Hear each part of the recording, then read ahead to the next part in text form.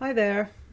So the other night here in Washington, D.C., at DAR Constitution Hall, which is near the mall, near the White House, etc., I attended a Jordan B. Peterson lecture on 12 Rules for Life. It is his, or 12 More Rules for Life. It's his tour. Very exciting. It's the third time I've seen Jordan Peterson. The second time I've seen one of the 12 Rules, one of the book tour lectures, and the other one was in Canada. The first one I saw was in Toronto. It was the biblical series. So I want to do a little review of the other night. It was a great night, almost full, almost a full house. Some of the lesser seats weren't occupied. It was really quite a diverse crowd. More women every time I see him, and definitely primarily white people still, but much more of a smattering, or even a good faction of variety of hues, let's say. So that's good. That put some of those accusations to a challenge, which I always like to see. So I guess what he's doing is he'll talk about one rule, and the rule he talked about the other night was rule number 3: do not hide unwanted things in the fog.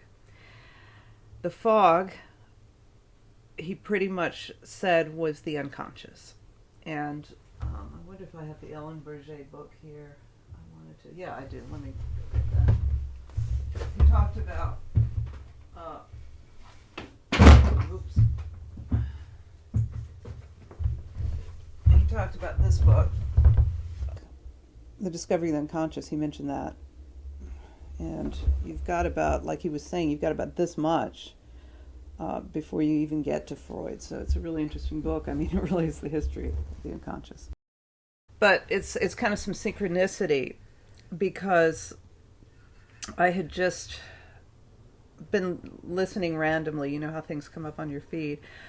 I listened to something that involved Jordan Peterson, and the next thing that came up the other day was the Freud lecture, so I listened to the whole thing.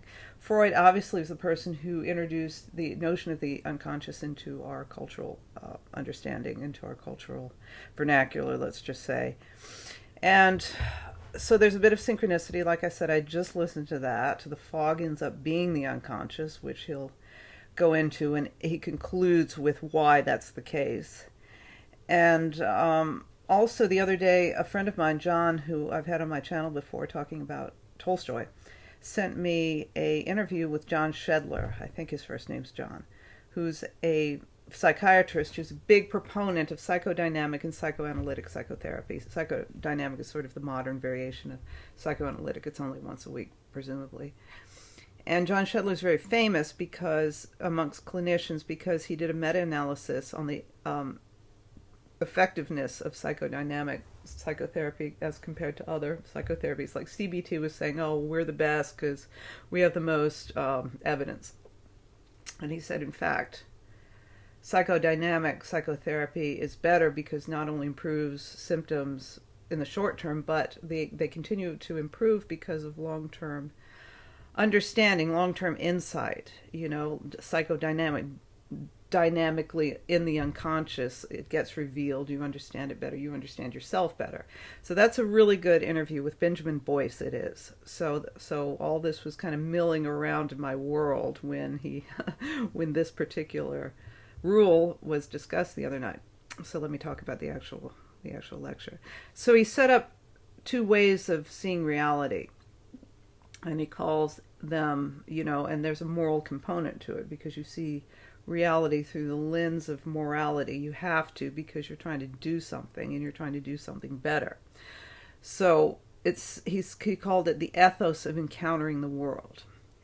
And he contrasted 2 ways of seeing reality. One is through the postmodern neo-Marxist lens, and we've heard this many times, and which is through the lens of power.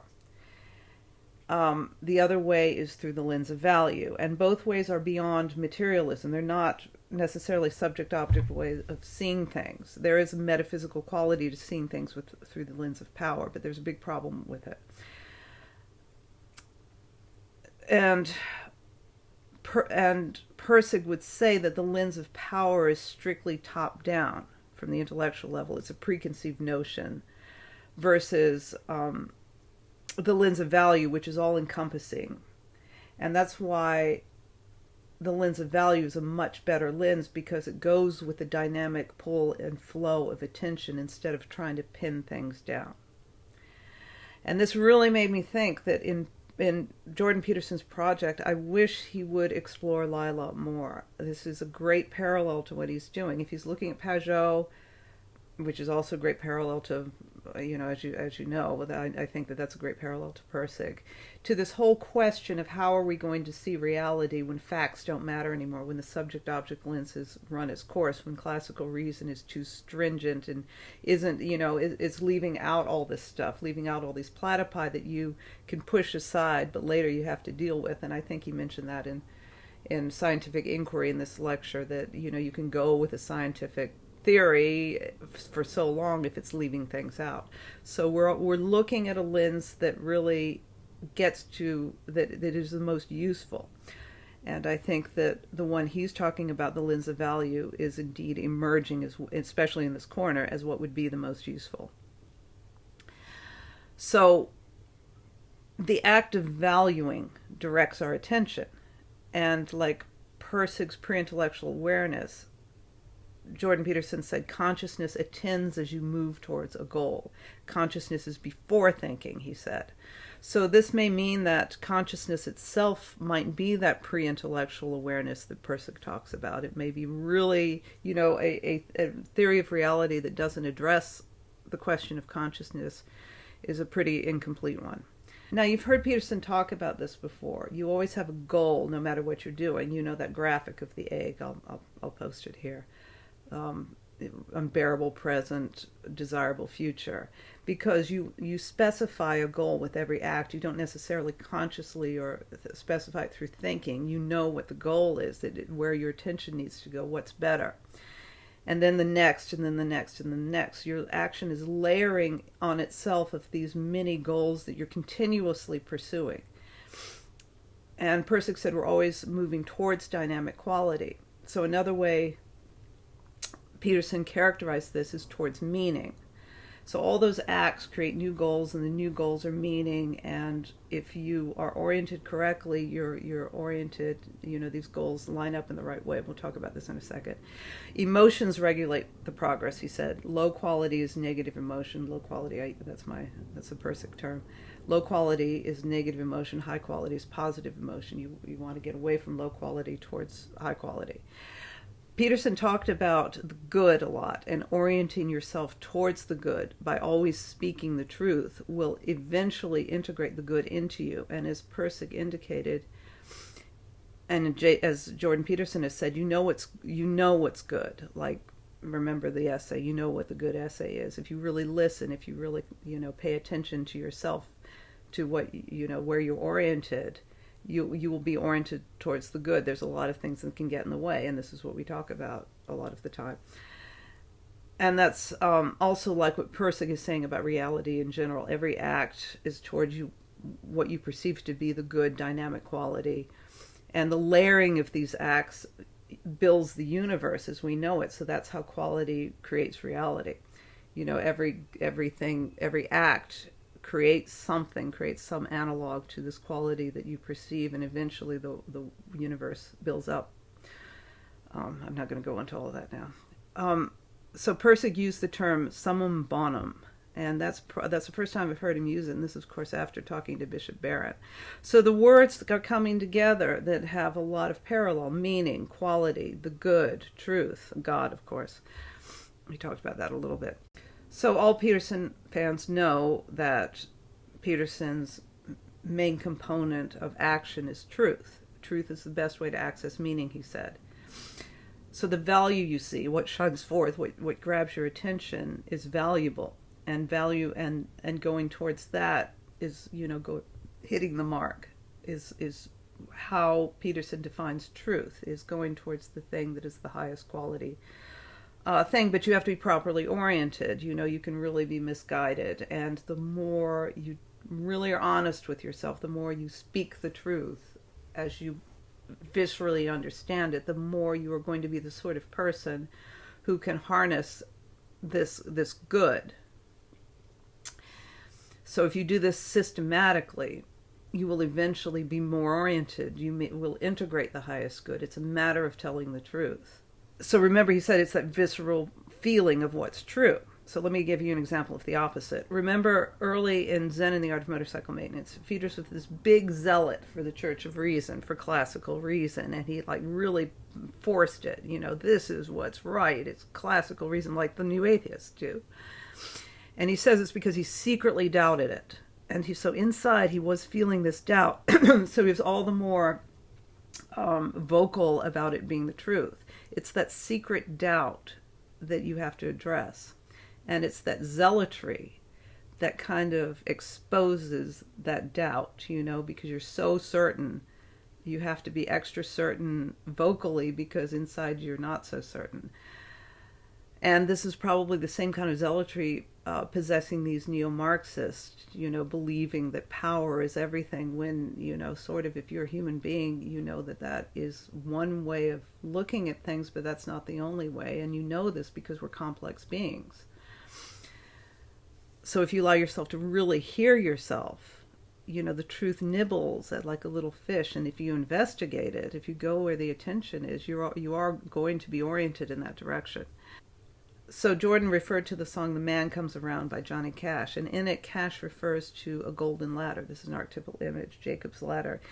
And interestingly, Peterson said the ladder was the way to the highest good and also the deepest understanding. And so he used that kind of as a talking point in this discussion, what the ladder meant. Ultimately, he gets to what it is, finding your way through the fog. And he said, and this is the whole psychoanalytic approach, because the fog is the unconscious. It means going down, and he does this, unraveling the problem, whatever problem you're having, and getting to the gist of it, finding the sore spot. He framed this in terms of a conflict in a marriage, and how you may project onto your partner something that you haven't figured out yet. So it's very important for you to talk together truthfully and get to what this sore spot is, what the thing that has been layered and layered and layered on top of and has been hidden in the fog because you don't want to deal with it. In order to solve these problems, you really do have to deal with it. It takes a lot of bravery. But if you speak the truth with each other and you can handle it, then you can really solve problems and you go on.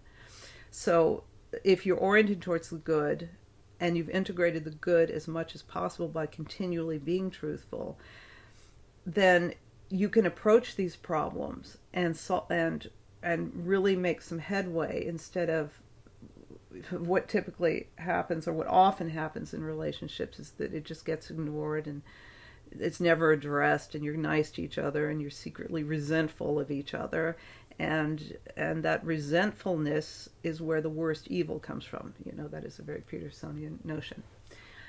He also talked about what makes a good therapist or pastor, and that's someone who listens carefully. And he said listening to someone, really listening to someone, takes humility. You have to be patient. You have to take your ego out of it. You have to not be in a value trap. You have to allow what the person presents to you so that you can truthfully address it in the same way we were just talking about.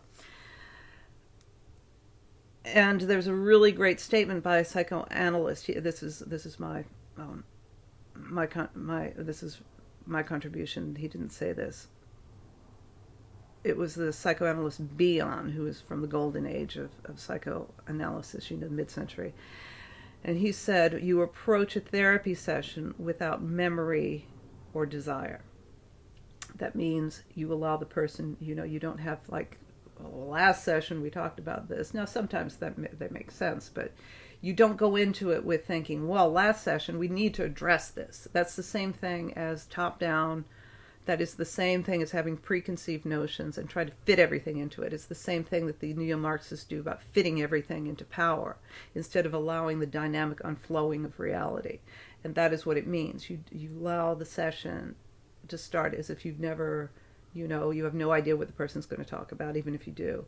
And you don't have a desire to direct them. And in the Shedler interview that I'm going to share, he goes into psychoanalysis. It's a really good layman's introduction to psychoanalysis. he's talking to Benjamin Boyce, asks really good questions. So that's what Shedler says, is you don't go in trying to direct someone with your value system. You allow them to develop themselves, to understand themselves, and eventually towards the good. And that's what happens when you allow a person's truth to unfold on his, from his own heart. Also, he talked about the values of a humanities education, and that is a great tool in terms of orienting you towards the good, because a humanities education exposes us to the best that the culture has offered, and it does update. Now you can force diversity and equity and all of this stuff in it, and that is going to force more mediocre stuff in there just to fulfill the agenda. However, if you allow the diverse literature to integrate as it becomes acknowledged as high quality, then you end up going in a direction that does include, the James Baldwins, the Toni Morrisons, African authors, people from the East that you haven't heard about. A humanities education can absolutely include that if you go in the direction of the good, or you can force it and get rid of Plato and get rid of all the white men and then ruin the whole thing. So a real humanities education, he says, helps you as a tool to determine what's good. So it was a really great night. Let me just, a few things before I conclude. He's definitely, this illness has definitely taken a toll on him, and he got us kind of a slow start, and his voice is a little hoarse. But as he got into it, he became his old self. He got into the flow state. He followed the dynamic quality. He does this interesting thing, as you know. He sort of has modules, and you've heard the modules before, and he'll put them together, and that's how he makes his lecture. Like certain neuroscience things, Yak Pangsep and the play, and if you don't play at an early enough age, you're going to have psychological problems by age 4. You've heard all these things. He puts the modules together, but then he puts it in a new lens, and every night is different. There's going to be these modules that you've heard before, integrated in different ways with a fresh eye, as right in front of you he's thinking out loud. And some of the new stuff you're going to hear comes from this thinking out loud right in front of you. It's really cool. So Michaela, his daughter, did the introduction, and this is really a breath of fresh air after Dave Rubin, who Dave Rubin doesn't have that fresh authenticity that Michaela has and that Jordan Peterson have. He's kind of he's an operator. I mean, he's gone so right, standard right wing for money, and it's a little irritating. So it was nice to have her. And she talked a little bit about, she's not a real professional speaker. She's becoming one with her podcast. So she does have this fresh quality to her. She talked a little bit about how that TED Talk was suppressed because her diet is not vegan, the agenda. But she did say that she's getting a Harvard researcher very interested in helping her formulate a randomized control study for the lion diet, for the carnivore diet, is a healing diet, and they're just looking for funding. So that's something I think worth funding, because I think that you don't need to be on the carnivore diet forever, but as a healing thing that gets rid of just about anything that you'd be allergic to, it probably works for some people. And I want to talk about Peterson's clothing, because he does this really cool thing. I tried to take a picture. I'm not even going to, maybe I'll share it. You're not supposed to take pictures, so I furtively tried to take one, but it's out of focus. He does this really cool thing where he takes one color and he dresses all in that color, but in various shades. So what he dressed in was brown, and he had a camel jacket and a tan shirt and a brown vest and very dark brown tie and pants and camel shoes. So Peterson often becomes emotional about certain things, and what he broke up a little was over the meaning of music. And he described the flow of music kind of like the continuous goals of meaning that he was talking about. Also, he mentioned Pajot, of course, in terms of the highest good, and used the word worship, celebration. And of course, Jacob's ladder is a symbol of mediation between heaven and earth in the biblical cosmology. He said something very interesting about Sam Harris. He said that during the interview he gave up trying to, convey his lens of value and just started asking him questions and tried to get into his inner world like a therapist. So he gave up trying to change Sam Harris's mind and turned it into something good, him trying to get to know what Sam Harris was all about, get a sense of his inner world. So it was a great night. Very happy to see Jordan back on the tour scene, and I hope that made sense, and I'll see you next time.